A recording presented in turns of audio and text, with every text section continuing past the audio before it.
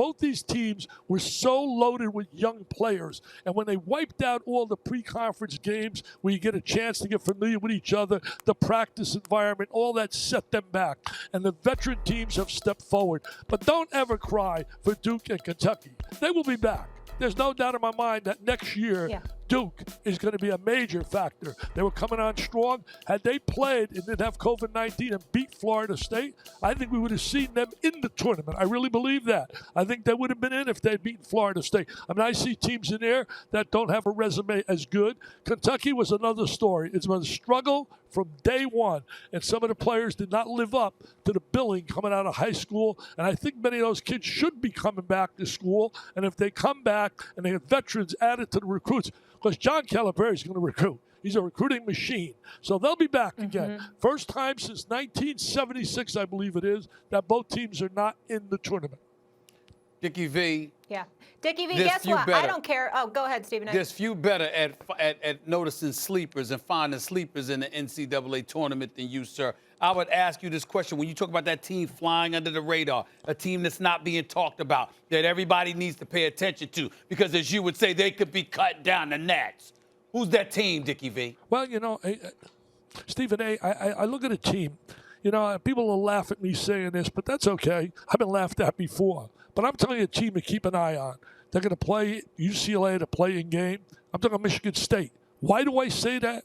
Any team that can beat in a matter of a week, you can go out and beat the likes of Illinois, Ohio State, and Michigan. They were 3, 4, 5 in the country. They beat those teams, and that's why they got in, even though they were 9 and 11 in conference play. Don't get me started with that, though, Stephen A., because I firmly believe, I always say this, the Mendoza line, if you can't be 500 in your conference, you don't belong in the tournament. The tournament's supposed to be for greatness, a great year. Well, if you're not 500 in your conference, that's not a great year. And, Mike, I don't care about how tough you're not here. Oh, well, the conference is loaded. They're loaded. We can talk here about Maryland, for example, 16 and 13, and they're going 9 and 11 in your conference. But they got in. Why? Because they beat Illinois. They beat Purdue. They beat Michigan State twice. So when I look at all of that, I could understand. But you know I feel bad for, guys? I feel terrible for Coach Alexander. Yes, Coach Alexander of Belmont. 26 wins. The most any team had in Division I other than Gonzaga. No, Gonzaga had 26 as well. So they tied Gonzaga. 26 wins, 4 losses. And you're home and other teams are playing with 13 losses. That's got to hurt those kids, because they don't get the opportunity when you're in the old Ohio Valley Conference to play against all these teams that are quad 1 wins. Hey, you guys know, Max and Molly and certainly Stephen A., you guys know that if you roll the dice enough, you're going to get some wins. So if you play in a conference that's loaded with every game as a quad 1 in the Big 10 or the Big 12, and you roll that dice, you're going to get some quality wins. But my argument is, you lay your head down on that pillow and you decided to play in that conference, well, you can't give me below mediocrity. 9 and 9 I could understand. But when you start getting below that, I really have worries. But this year I gave an exception because how tough the Big Ten has been and because we're in a pandemic. Yeah. Yeah, for sure. Bless you, Stephen A. Dickie V, let me ask you this. When we're looking at the 4-1 seeds right here, Gonzaga, Baylor, Illinois, and Michigan, which of those teams do you feel like is least likely to make it to the Final Four? You know, Molly, you and I were talking before. I'm a little concerned about Michigan because of Livers being out. He's a valuable player. He's an NBA player. He'll be playing on the next level. And he's a kid out with a foot injury. And anytime you lose a key integral part of your rotation at this time of the year, that's a major loss. Juwan Howard's done an amazing job. To me, I picked him as my coach of the year and my awards I gave out. That's how good he's been. And next year he's got the #1 recruited class coming in. But make it up. And the only way they can make that up with Livers, every player's going to have to accelerate and really elevate their games. Dickerson in the middle, Wagner, all those players, Smith, Brown, they're all going to have to step up. Eli Brooks, you know, you lose Livers. He's a kid that played in the Final Four before. But saying all that, I still have them surviving. For some reason, I feel that Juwan is going to get those players to elevate their game. But the team I think that's going to have trouble, Baylor. I'm looking for Ohio State, I think, to beat Baylor. Baylor's been the same team as they were when they were 17-0 prior to COVID-19. Your thoughts about Oklahoma State? Hey, you're going to love Cade Cunningham, I'll tell you that. There's no doubt about it. You're going to see him next year.